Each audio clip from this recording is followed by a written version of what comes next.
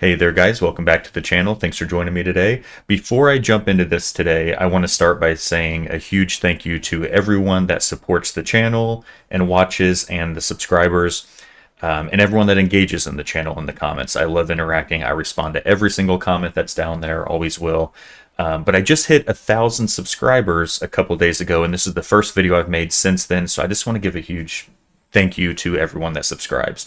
Never in a million years would I have thought that this little niche 90s Marvel channel would obtain that. I kind of just started doing it as a hobby with no expectations of that. So it blew my mind to see I hit 1,000 subscribers. So again, thank you all. And we'll go ahead and jump into this. So where to start with this? This is the 1998 Creators Collections. Now this set, it was pretty slept on. It had a very small print run. A lot of people were not even aware of this set, or maybe in their childhood or whenever they collected, stopped collecting prior to this because Marvel cards kind of started going downhill, and there was a big pause after this, little era here before they started picking up again. So again, not huge print runs or anything like that, but with this set in particular, you'll notice all the packs are the same. And I normally don't buy just packs like this individually. I'd rather buy a box, but at the time of this video, there is only one sealed box left on the market. I would be very interested to know how many sealed boxes there are even left of this product. I highly doubt there's a lot of people out there sitting on them, and here's why I didn't buy a box. Now, in my opinion, I think it's quite high, but with that being said, if you're the only one with a sealed box on the market, well, who am I to say that's too high? Basically, if you're the only one holding that box, congratulations, because just the value is whatever anyone is willing to pay. So, I bet I'm sure there's someone out there that would be willing to pay that for that. So good on that guy for holding on to that sealed box. The reason why these boxes are valuable is because you're guaranteed to get two types of cards. You're guaranteed to get one autograph card. Now, the autograph card is just an autograph version of the base card in the set, so nothing really too special about that. I shouldn't say that. It's still special, right? Having an autograph card, but the other one is you are guaranteed to get a sketch card.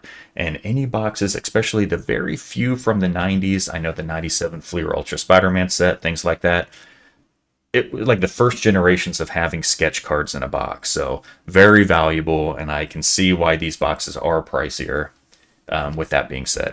All right, let's go ahead and jump into it. Now, one thing about these, a lot of PC collectors may not have these in their PC collection, especially Spider-Man collectors in particular. You're guaranteed to get what's called a sketchograph. And these sketchographs, what you may know in the modern era, they kind of look like preliminary arts. You get one per pack, and there is technically 24 of them. If you go on eBay or anything like that, you'll see a lot of people selling the full set marked as 23. Well, no, there's actually 24, but one of them is a redemption card, and it's the Spider-Man. So basically what you had to do is get all 23 cards in the same color, because there's 4 different variations of the colors. I think it's white, gray, blue, and like yellow.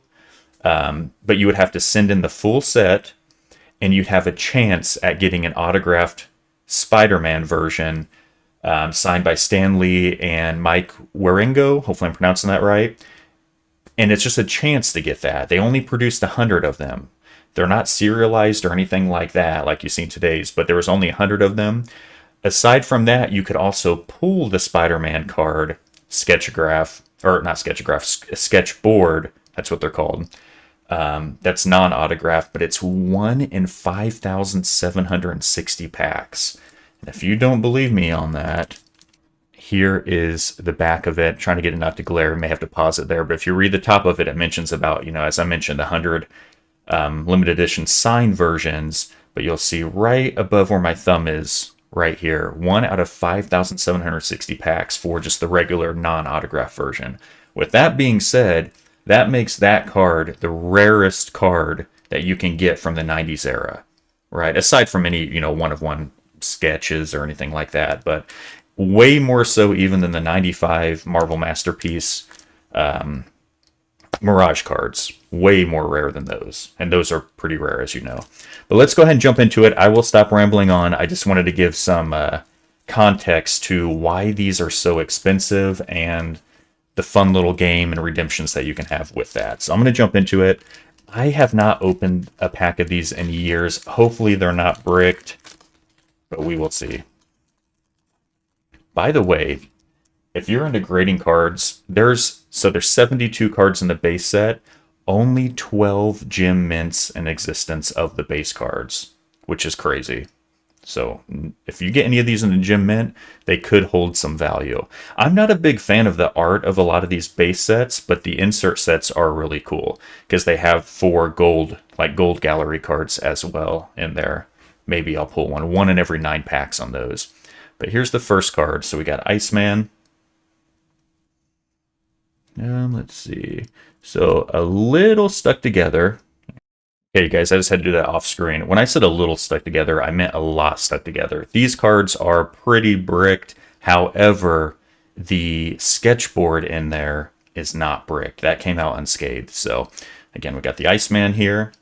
Deadpool, you can see that white line down the middle where I had to basically tear the card apart. Punisher, again, you see the white lines down them, but this one came in backwards. Apocalypse. It says Cable down there. They have like faction cards. So as you saw on the Punisher, it says Spider-Man down there. But yeah, got Apocalypse. I'll flip these around. All right. Looks like Phoenix there. Thunderbolts. Yeah. On the back of these, kind of just has a information about the artist, but doesn't always say who the actual character is. So someone from the Thunderbolts, someone that has more knowledge in that than me, feel free to chime in the comments. Wolverine card. Wolverine's actually pretty nice. Too bad it is bricked. I can totally see why there's such a low gem mint pop report with PSA. And the Daredevil. Sorry, I'll back it up and get a little too close to the camera there. The Daredevil. I like that Daredevil card.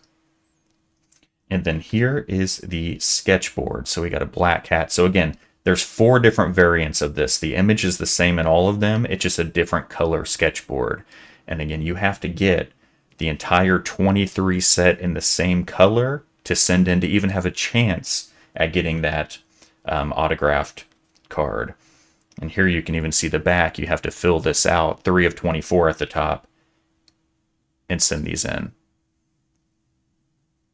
Okay, there we go. All right, here is the next one.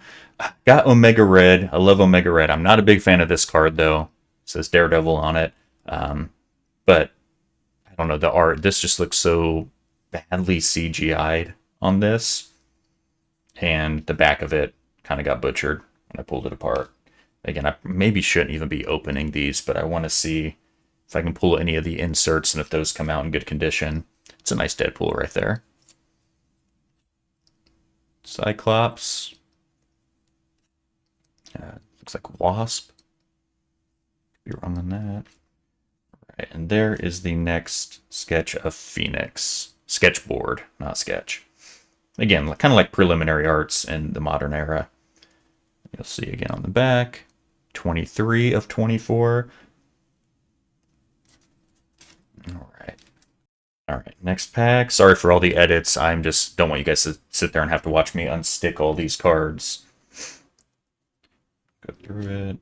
Getting some duplicates. Again, very small base set, so you're probably going to see some duplicates. Yeah, this one got tore all down the side right there. Thunderbolts.